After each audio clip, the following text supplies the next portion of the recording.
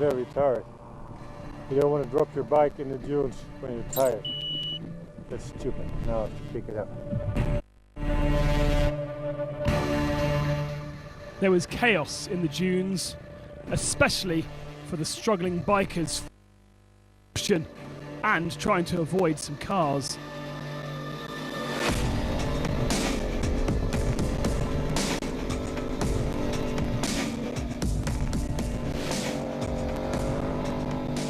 So close from a well-deserved rest day, the Dakar was cruel for Francisco Regunashi.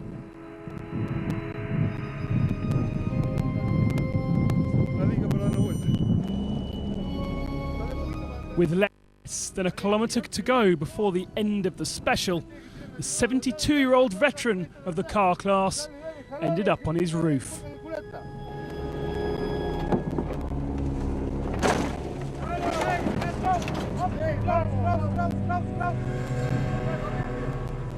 And the Argentine crew's story got even worse.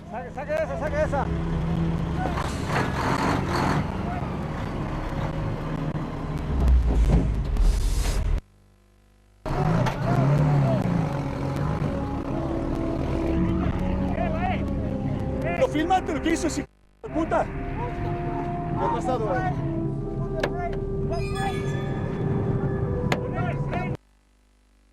Sí, ya está. Hay que abrir la puerta.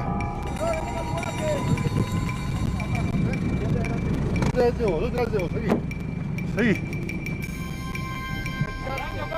Sí, vamos a arrancar, Seguí, gracias.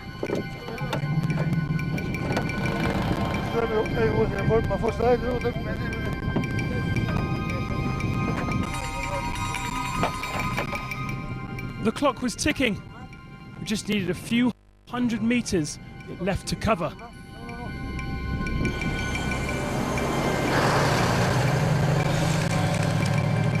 Venga, saque el filtro, vaya a hacer el filtro. Vamos.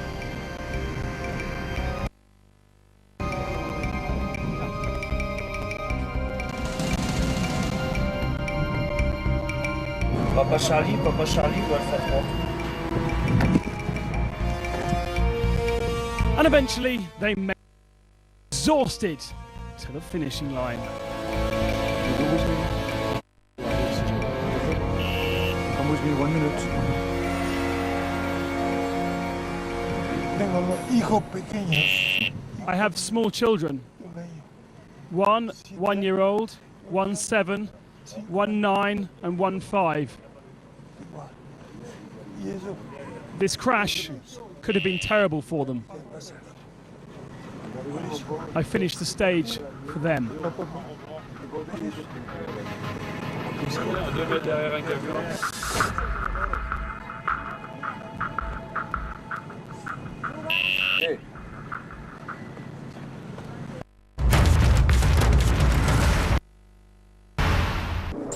After a strong first few days, Jordi Villadóm's rally has slowly got worse and worse.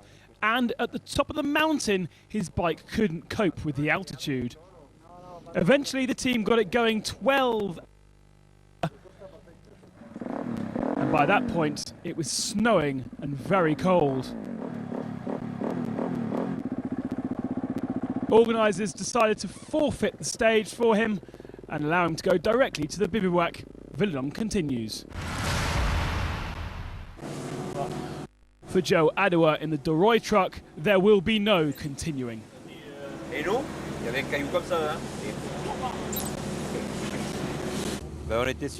We were on a narrow track, but it was fast.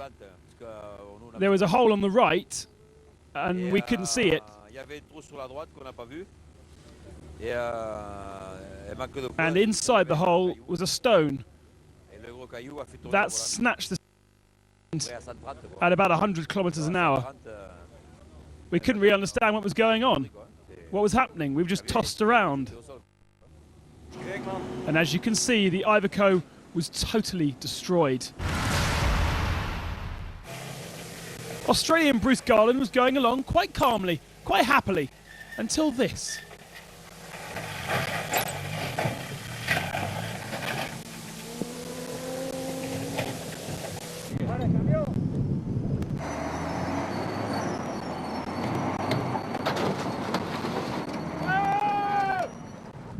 It's a bad nightmare.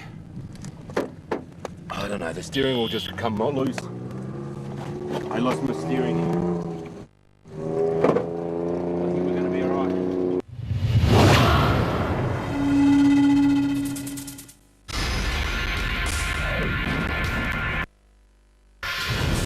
Previously in the cars, Stefan Pederhansel has now won 2 stages and seems comfortable to manage the gap to the chasing pack as they begin to hunt.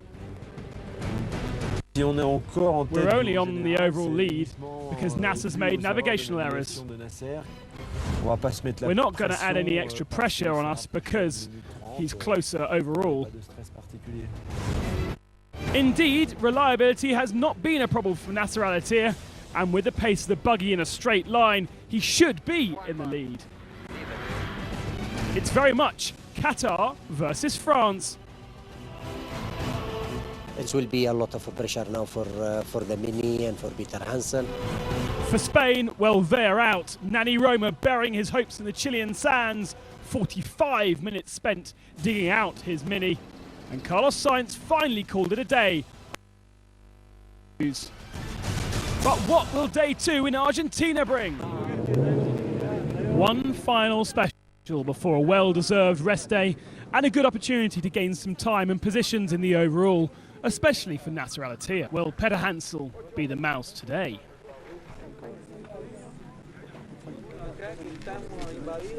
It's stressful. The first special has been cancelled because of water, and even at the start of this one there's a lot of puddles left and right. To open the way isn't going to be easy.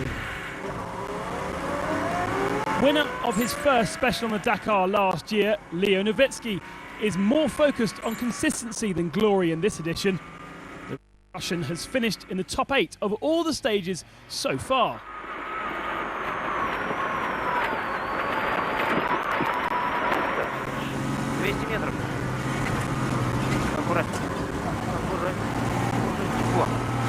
Today, however, he struggled.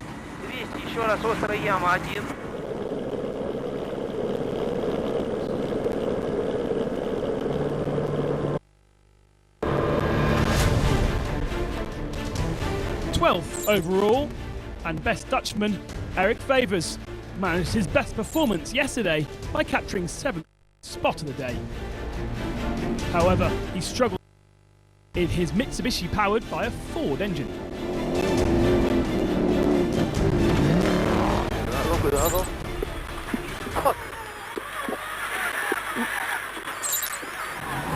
It was another good day for Argentine hero Orlando Terranova. He managed his best performance so far with a fine 2nd spot. The BMW X3CC driver moves closer to 8th position overall. Not a good day for the Minis on these fast tracks. Nani Roma lost further precious minutes today.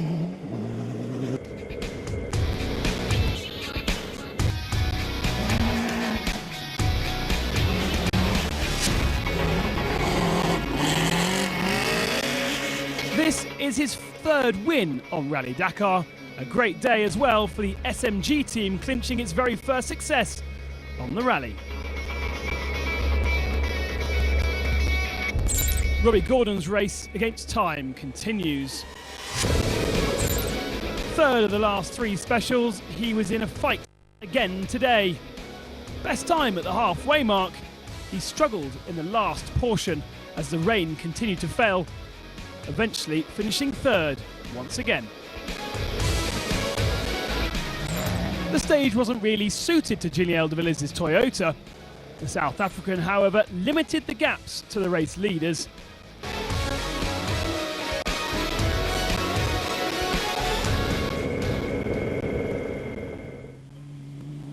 Battle royale today for the race leadership. The gap between Stefan Pederhansel and Nasser Al-Attiyah at the start of the special was 3 minutes and 14 seconds.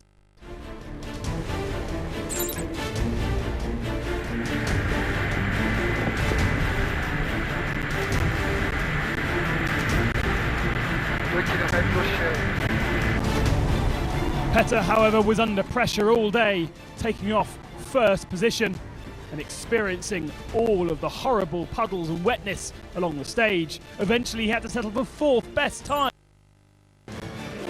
But would it be enough to keep this man off the lead? The answer was no until kilometre 118. The driver from Qatar stormed to virtually capturing the lead, but then lost time in the final portion.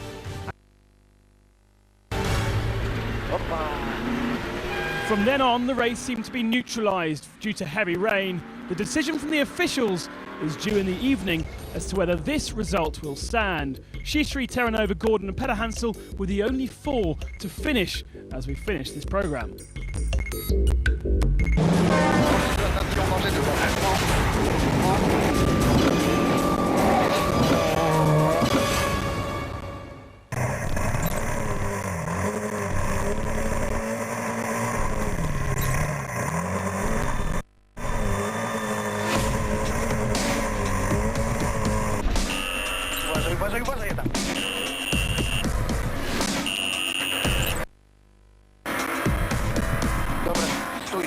Stój, nie sklejaj się do faceta.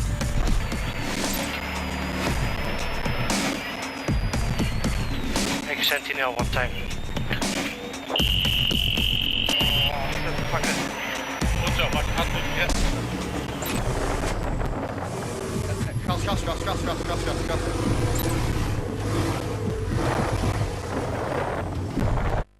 Dead one, down. Yeah.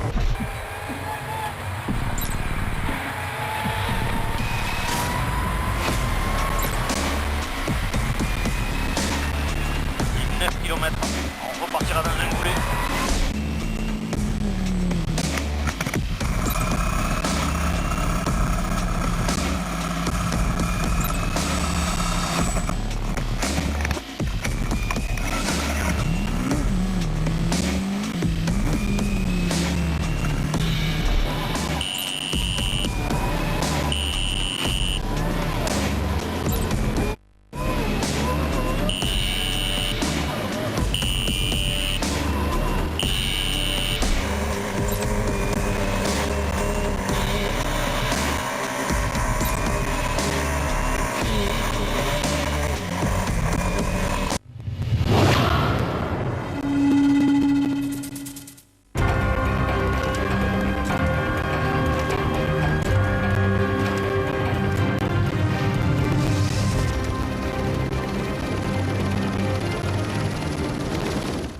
In the work of a professional driver, your own interest doesn't count.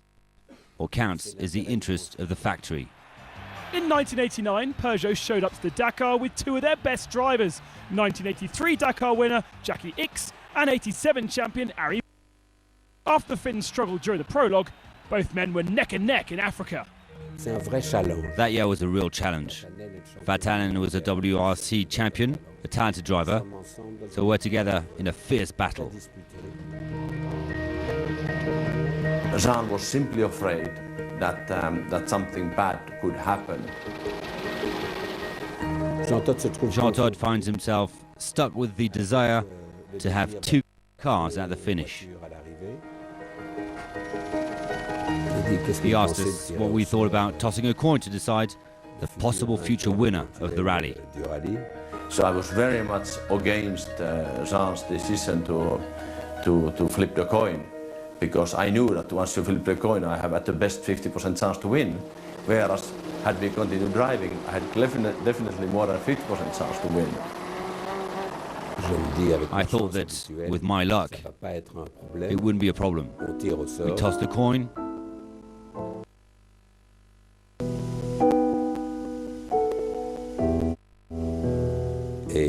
And I was beaten. It's always hard to swallow the loss. Yeah. The lesson from that episode is that, yes, the Peugeots finished first and second, but it was a communication failure. Spectators, supporters, people watching a sporting event don't like that. And they still don't nowadays.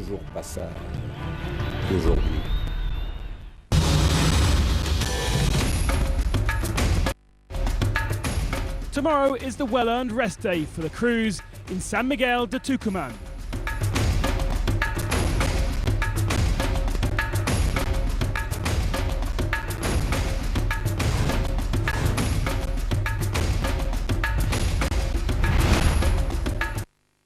Chance to rest weary bodies and ready battered vehicles for another week of crazy Dakar action as the Dakar adventure continues.